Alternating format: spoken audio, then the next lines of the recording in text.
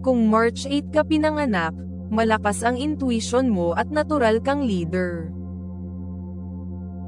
Determinado at matapang ka. Kapag may gusto ka, gagawin mo ang lahat para makuha yon.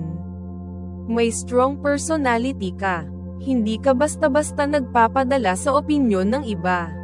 At sobrang maalaga ka sa mga mahal mo. Kapag importante sa'yo, ibibigay mo ang lahat.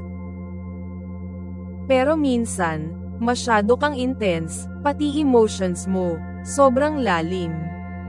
May pagka-secretive ka rin, kaya mahirap kang basahin. At dahil sobrang passionate ka, madali kang ma-stress kapag hindi mo nakukuha ang gusto mo. Sa love, all or nothing ka. Kapag nagmahal ka, todo bigay, pero gusto mo rin ng respeto at loyalty. Pero minsan, seloso o selosa ka. Gusto mong siguradong ikaw lang talaga. Pagdating sa pera, madiskarte ka at marunong humawak ng finances. Mahilig kang mag-invest, pero minsan, risk taker ka. Kaya ingat sa biglaang gastos. Relate ka ba? O may kilala kang March 8 baby?